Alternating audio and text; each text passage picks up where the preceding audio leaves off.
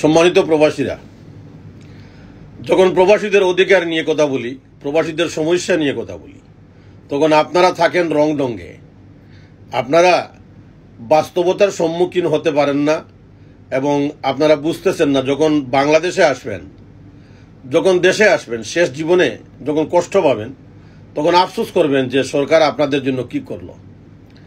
বিগত সরকারের সময় আমরা অনেক চিৎকার করেছিলাম, আমাদের অনেক দাবি পূরণ করতে পারে না আওয়ামী লীগ সরকার। শুধুমাত্র বারবার বলেছে প্রবাসীদেরকে ভোটের অধিকার। দেখেন, ভোটের অধিকার, ভোটার তালিকায় নিবন্ধন করা এবং আপনার ভোটার হওয়া, এটা হলো আমাদের সাংবিধানিক অধিকার। এটা পৃথিবীর বিভিন্ন দেশের নাগরিক তার সেই সাংবিধানিক অধিকার পায়। তো যে সরকার আসে সেই সরকার প্রবাসীদেরকে এই ভোটের মূলা দেখায় যে প্রবাসীদেরকে ভোটাধিকার দিতে হবে। আমরা তো ভোটের জন্য কোনো আন্দোলন করি নাই, ভোট দেওয়ার জন্য কোনো ধরনের দাবি করি নাই। আমাদের যে দাবিগুলো ছিল সেই দাবি আপনারা পূরণ করেন নাই।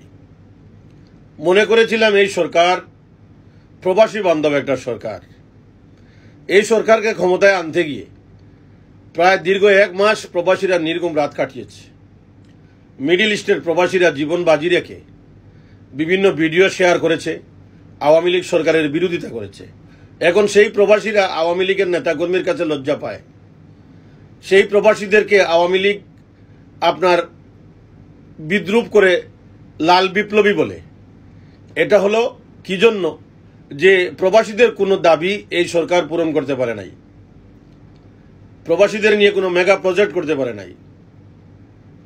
যদি প্রধান উপদেষ্টাকে জিজ্ঞাসা করি যে আপনার যাকে দায়িত্ব দিয়েছেন প্রবাসী কল্যাণ মন্ত্রণালয়ের, আসিফ নজরুল স্যার, উনি ব্যস্ত মানুষ, উনি ছাত্রদের নিয়ে ব্যস্ত রয়েছেন, উনি রাজনীতি করবেন, রাজনীতিবিদদের নিয়ে ব্যস্ত রয়েছেন।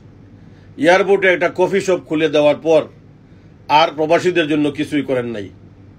অথচ একটাবার চিন্তা করে দেখেন যে আমাদের শ্রমবাজারের সবচেয়ে বড় সেক্টর মালয়েশিয়া, সৌদি আরব আর সংযুক্ত আরব আমিরাত। আজকে আরব আমিরাতের কি অবস্থা? আরব আমিরাতের সব ধরনের ভিসা বন্ধ। এমনকি যারা দুবাইয়ের ভিতরে আছে, যারা বিভিন্ন কোম্পানি থেকে ভিসা ট্রান্সফার করত, সেটা বন্ধ হওয়ার পর একটা সুযোগ ছিল যে আরবিদের ঘরে ডোমেস্টিক সেক্টরে খাদেম, আরবিদের প্রাইভেট সেক্টর যেটা, সেখানে আপনার ভিসা লাগানোর সুযোগ ছিল, সেটাও বন্ধ করে দিয়েছে। অথচ আমাদের সরকারের সেই দিকে কোনো খেয়াল নেই। প্রবাসী কল্যাণ মন্ত্রী উপদেষ্টা যিনি, তিনি ঘুমিয়ে আছেন। আমি তো প্রায় সময় বলি, আমি প্রবাসীদের সমস্যাগুলো তুলে ধরি। এর আগেও কিন্তু আওয়ামী লীগের সময় প্রবাসীদের সমস্যা তুলে ধরতাম। শেখ হাসিনার নজরে যেটা আসতো, শেখ হাসিনা যেটা দেখতেন সেটা সমাধান করতেন। এটা চিরন্তন সত্য।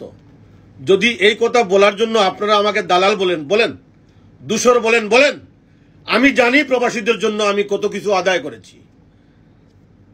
বাঙালিরা ভুলে যায়, করোনার ইতিহাস ভুলে গিয়েছেন। 80,000 প্রবাসী দুবাইতে গিয়েছিল RT-PCR ল্যাবের মাধ্যমে। সেই আন্দোলন করতে গিয়ে স্বাস্থ্য মন্ত্রণালয়, প্রবাসী কল্যাণ মন্ত্রণালয়, স্বরাষ্ট্রমন্ত্রী, পাসপোর্ট অধিদপ্তর, এদের সাথে রাত দিন যুদ্ধ করতে হয়েছিল। এখন কার সাথে যুদ্ধ করব? এখন কাকে নিয়ে সমালোচনা করব? আসিফ নজরুল স্যারকে বলছি, আপনি ঢাকায় বসে আছেন এসি রুমে। ডক্টর ইউনূসকে বলছি, আপনি লন্ডন গিয়েছেন অ্যাওয়ার্ড আনার জন্য, লন্ডন থেকে দুবাই যান, দুবাইয়ের অবস্থা খুবই খারাপ। লক্ষ লক্ষ প্রবাসী জীবন মরণের মাঝামাঝি রয়েছে, ভিসা ট্রান্সফার করতে পারছে না, ভিসা লাগাতে পারছে না। এগুলা দেখেন না? শুধু বাচ্চাদেরকে নিয়ে ব্যস্ত আছেন। কিভাবে বাচ্চাদেরকে প্রতিষ্ঠিত করবেন, কিভাবে রাজনৈতিকভাবে প্রতিষ্ঠিত করবেন। প্রবাসীদের কি করেছেন, কি দায়িত্ব পালন করেছেন, কি সমস্যার সমাধান করেছেন প্রবাসীদের। আপনি জাপান গিয়েছেন, অস্ট্রেলিয়া গিয়েছেন, কানাডা গিয়েছেন, লন্ডন গিয়েছেন, 10 মাসে 13 বার দেশের বাইরে গিয়েছেন। মিডল ইস্টের প্রবাসীদের জন্য কি করেছেন? আমাদের জন্য কালো আইন করেছেন, আমাদের বিরুদ্ধে অবস্থান নিয়েছেন। আমরা বছরে 2টা মোবাইল নিয়ে যেতে পারবো, আমরা 1 বছর পর 2টা মোবাইল নিয়ে যেতে পারবো।